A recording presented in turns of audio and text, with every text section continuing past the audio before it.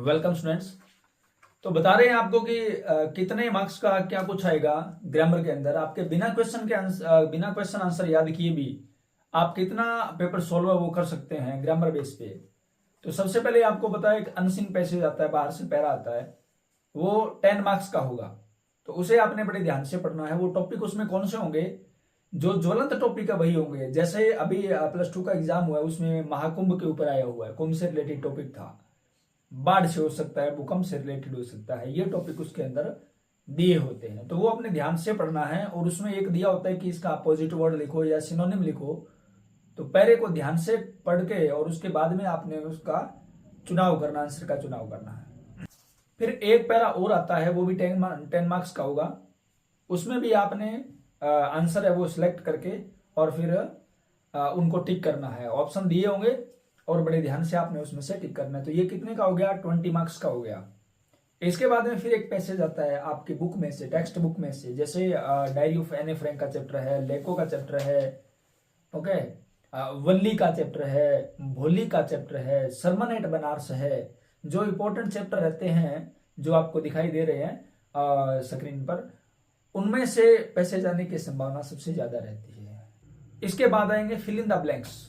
उसमें 15 दिए होंगे, 15 फिल इन द ब्लैंक्स दिए होंगे, उनमें से आपने 12 करने हैं। उसमें आपने सबसे पहले देखना है कि पूछा क्या गया है। जैसे मानो ऊपर आर्टिकल दिया गया है तो आप उसमें से ए, एन और दा में से एक लगाना है आपने। उसमें कहा गया है कि fill in the blanks correct forms, okay, या फॉर्म ऑफ द वर्ब, या किसी टेंस का नाम दिया गया तो उसमें आपने वर्ब की फॉर्म फिलअप करनी है। उसमें ध्यान क्या रखना है, अगर मान लो आपके माइंड में आया आईएनजी लगेगा, तो आईएनजी कभी अकेला नहीं लगता। उससे पहले इज है, एम है, आर है, वॉज है या वर है, और फर्स्ट फॉर्म प्लस आईएनजी है। तो ये बड़े ध्यान से आपने फिलअप करना।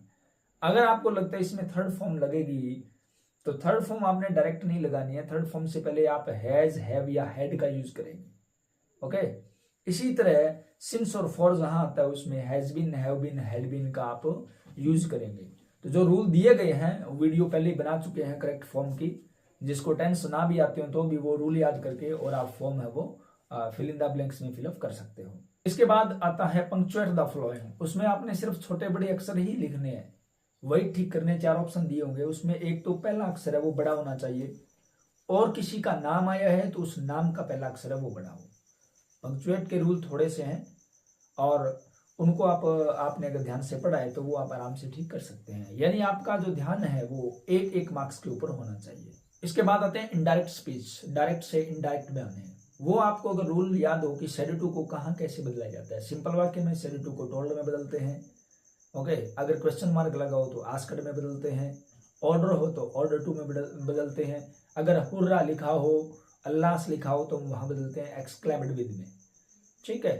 तो ये अगर आपके रूल याद हैं तो वो आपके गलत नहीं होंगे। देन आते हैं अपने मॉडल्स।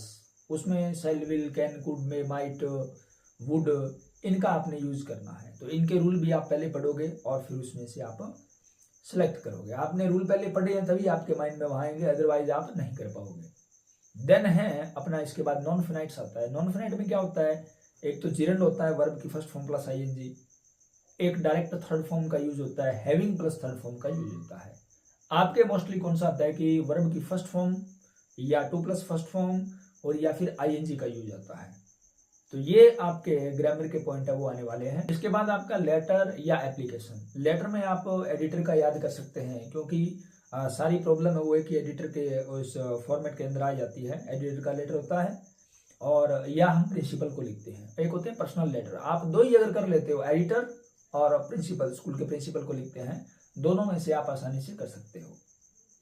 फिर आता है आपके नोटिस या एडवर्टाइजमेंट, ओके, कन्वर्सेशन, इनमें से एक आता है। तो नोटिस का फॉर्मेट एक ही होता है जो हमने बताया हुआ है वीडियो के अंदर, एक ही। क्योंकि नोटिस में केवल यही सूचना देनी होती है कि हमारे स्कूल में ये प्रोग्राम हो रहा है, इतनी तारीख को होना है, सभी ने भाग लेना है। तो नोटिस किसी भी प्रकार का है उसमें आप कर सकते हो। एडवर्टाइजमेंट आप बड़ी आसानी से कर सकते हो। उसमें 3-4 पॉइंट लिखने होते हैं, जिसमें आपकी स्पेलिंग मिस्टेक ना हो तो वो आपका सही होगा। ये अपने ग्रामर के मेन पॉइंट है वो रहते हैं। पैराग्राफ है वो आप देखोगे उसमें मेजर या तो प्रॉब्लम के बारे में आता है या वैल्यू के बारे में आता है, ठीक है। 10th स्टैंडर्ड के अंदर ये आता है मोस्टली विजिट के लिए। विजिट का अगर आप याद करते हो, जैसे आपने विजिट टू शिमला याद किया, विजिट टू हिल स्टेशन याद किया, तो वही विचार आप बाकी कोई भी लिखो उसमें आप दे सकते हो। जैसे आपके आ गया प्लीजेंट ड्रीम आ गया, तो आप पहली लाइन में ये लिखो कि आई सॉ प्लीजेंट ड्रीम, मैंने एक प्लीजेंट ड्रीम देखा, और आई विजिटेड टू शिमला, मैं शिमला गया, वो बाकी लिख दीजिए। अगर आपके आता है जैसे you won a lottery ticket, तो उसमें आप क्या लिखोगे, I won lottery ticket of 10 lakh rupees, और then I visited to Shimla, फिर मैं शिमला गया। यानी आपको थोड़ा सा मोल्ड करना आना चाहिए। पहली लाइन है उसको आप थोड़ा सा अगर ठीक लिख देते हो तो बाकी आप विजिट वाला वो लिख सकते हो। देन वो 2-3 अलग रहते हैं, मॉर्निंग वॉक है, पिकनिक है, ठीक है, विजिट टू जू है, उसमें कुछ जानवरों के नाम दे देंगे। इस प्रकार से आपने क्या करना है, पैराग्राफ को हल करना है। देन आते हैं अपने स्टेंजा, और कई बार स्टोरी भी दी होती है, उसमें ब्लैंक्स दिए होते हैं बीच में, वो आपने स्टोरी कंप्लीट करनी है। वो ज़्यादा मुश्किल नहीं है क्योंकि कुछ लाइनें तो उसमें दी होती है, वो आपने कंप्लीट ही करनी होती है। और देन आते हैं अपने स्टेंजाज। स्टेंजाज क्या है जो आपको साइड में दिखाई दे रहे हैं, इन्हीं चैप्टरों में से स्टेंजा आने होते हैं, और ये अपनी पोइम्स है, जैसे डस्ट ऑफ स्नो है, फायर एंड आइस है, टाइगर इन द जू है, अमेंडा है, okay, how to tell wild animals है, इनमें से अपने स्टेंजाज आते हैं।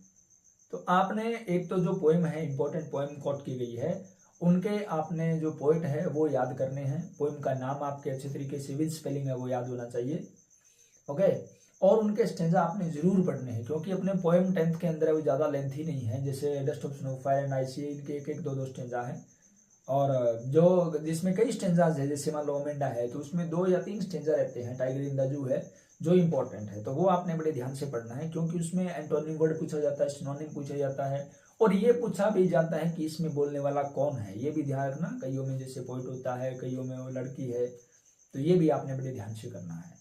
तो ये अपने वो पॉइंट थे जो विदाउट क्वेश्चन आंसर के आप कर सकते हो, ये इतना पेपर, और आप एक अच्छा स्कोर अब गेन कर सकते हो। That's all for today.